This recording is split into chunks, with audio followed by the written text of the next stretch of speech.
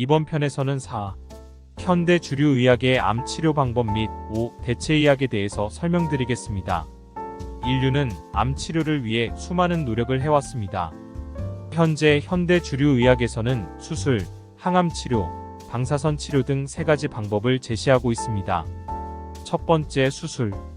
고형암 즉 형태가 있는 암은 1차적으로 수술적 치료가 필요합니다. 물론 고령 및 심각한 동반 질환이 있는 분들은 수술하는 것을 심사숙고해 봐야 합니다. 두 번째, 항암 치료. 항암 치료는 세포독성 항암제, 표적 치료제, 면역 항암제로 구분이 되고 암의 상태에 따라서 각각의 치료를 할 수도 있고 병합 치료를 할 수도 있습니다. 최근에 가장 효과를 보이는 것이 면역 항암제입니다. 암의 원인과는 무관하게 우리 몸의 면역세포가 암세포를 죽이는데 방해하는 요인이 무엇인가를 찾아서 암세포의 면역 회피 반응을 억제시켜 암세포를 제거하는 것입니다. 새로운 패러다임의 전환입니다. 이것이 중요한 것은 암세포 자체에 포인트를 맞춘 것이 아니라 결국 우리 몸의 면역 체계를 잘 이용해 보고자 하는 노력이 시작되었다는 것입니다. 세 번째, 방사선 치료. 요즘 방사선 치료가 굉장한 발전을 이루고 있습니다. 그 중에서 양성자 치료나 중입자 치료가 새로운 대안으로 제시되고 있고 특히 올해 연세 세브란스 병원에서 도입한 중입자 치료는 전립선암에서 큰 효과를 보이고 있습니다. 위에 3가지로 기술한 것들은 필요에 따라서 선택할 수 있는 치료법입니다. 5. 대체의학. 현재 대체의학으로서 여러가지 방법이 있는데 대학병원에서도 하고 있는 방법으로는 고용량 비타민C 주사요법, 미슬토 주사요법, 이뮨셀 주사요법, 사이모신 알파1 주사요법 즉 자닥신 주사요법, 고주파 온열 치료 등이 있습니다.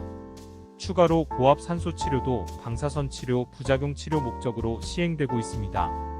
추가적으로 암의 대사작용을 차단하고 전이를 억제하는 데 도움이 되는 약들, 아스피린, 메트포민, 지방친화성 스타틴, 디피리다몰, 독시사이클린, 클로로킨 등을 암의 종류에 따라서 사용해 볼 수 있습니다. 또한 여러가지 보조적인 영양제들을 사용할 수 있습니다. 그러나 위의 치료법들은 암의 초기나 중기 환자들에겐 유용한 보조요법이 될 수 있지만 암이 진행한 분들이나 항암치료, 방사선 치료 등이 잘 듣지 않는 암을 가진 환자들에게는 지푸라기라도 잡는 심정으로 해야 하는 보조요법들입니다. 왜냐하면 임상적으로 확실한 효과를 보장하지는 않으니까요. 1편에서 구구절절히 암의 원인과 특징에 대해서 어려운 말을 써가며 기술을 했습니다만 위에 기술한 것은 극히 일부분입니다. 암에 대한 연구는 정말 복잡하고 다양한 견해들이 있습니다. 그렇기에 독감에 걸리면 타미플루를 써서 치료하는 것처럼 치료할 수가 없고 수많은 옵션들 그리고 효과라고는 2에서 3개월밖에 더 살 수 없는 힘든 항암 치료를 해야 되는 상황도 벌어지는 것입니다. 그래서 대체의학을 이야기하기 전에 먼저 암에 대한 관점을 새롭게 볼 필요가 있습니다. 암에 대해 다시 잘 생각해보면 5가지로 나누어 생각해보겠습니다. 첫 번째, 암에 걸릴 확률은 전 생애에 걸쳐 남자는 2명 중 1명, 여자는 3명 중 1명입니다. 누구나 걸릴 수 있는데 언제 걸리냐는 문제입니다. 그리고 요즘은 건강검진으로 암의 발견이 빨라져서 5년 생존율이 높아지고 있습니다. 두 번째, 그런데 암에 걸렸다고 하면 우리는 죽는 것은 아닌가라는 두려움에 먼저 휩싸이게 됩니다. 그러나 마음이 무너지면 모든 것이 무너집니다. 시간도 없는데 우울감에 빠져 있을 수는 없지요.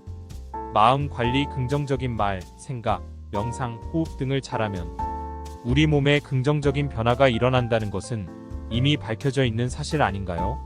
셋째, 암은 극히 작은 세포에서 시작해서 8에서 10년 정도 지나야 약 1cm 정도의 크기로 성장합니다. 날마다 발생하는 암세포가 약 5,000개인데 면역계가 열심히 일을 해서 제거를 하지요. 그러니 애초에 암세포가 성장하지 못하도록 면역 기능을 충분히 유지하면 되지 않을까요? 넷째, 암덩어리가 1cm라고 하더라도 우리 몸의 극히 일부분입니다. 그리고 전이가 되어 있다고 하더라도 우리 몸의 일부분인데 이것을 어떻게 해결할 수 없을까요? 도려낼 건 도려내는 등 현대의학의 도움을 받아서 치료할 부분은 치료하고 더 이상 병원에서 할 것이 없다면 그냥 손 놓고 있어야 하는 걸까요? 당신은 당신의 몸이 고성능 컴퓨터보다 훨씬 뛰어나다는 것을 아십니까? 고성능 컴퓨터는 연산만 잘할 뿐입니다. 당신은 생각하고 말하고 행동하고 스스로 외부와 교통할 수 있고 세상에 존재하는 어떤 생명체보다도 뛰어난 존재가 인간이고 인간의 몸입니다. 현재의 과학 수준은 인간의 몸을 복제를 할 수는 있어도 새롭게 만들어낼 수는 없습니다.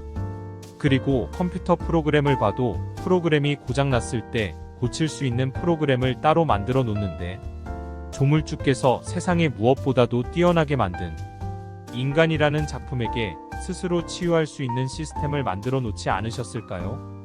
현재 밝혀진 것이 면역 시스템이지요? 그것만 있겠습니까? 현대 과학이 몸의 모든 비밀을 풀었다고 생각하십니까? 천만에요. 그렇다면 당신의 몸에서 일어나는 반응을 당신이 조절할 수 있는 힘이 당신 안에 있다는 것을 믿어야 하지 않을까요? 암이 자랄 수 없는 몸의 환경을 만들고 치유 시스템을 강화해 준다면 암의 재발, 증식이나 더 이상의 전이를 막을 수 있지 않을까요? 5번째, 암세포는 숙주, 즉 인간이 없으면 홀로 생존할 수 없습니다. 인간이 에너지를 공급해줘야만 살아갈 수가 있습니다. 그렇다면 암이 에너지원으로 사용하는 통로를 막아서 성장을 더디게 하거나 암을 굶겨서 죽일 수는 없을까요? 암세포가 포도당과 아미노산, 지방산을 이용하여 증식과 전이가 일어난다는 것을 밝혀진 사실입니다. 따라서 암세포의 에너지 이용 루트를 막고 암이 활성화되지 못하는 환경을 만들고 암세포를 억제하는 환경을 만들어주면 도움이 되지 않을까요? 왜 손 놓고 두려움과 자기 연민에 빠져 있어야 하나요? 3편 영상을 기대해주세요. 평안을 전합니다. 감사합니다.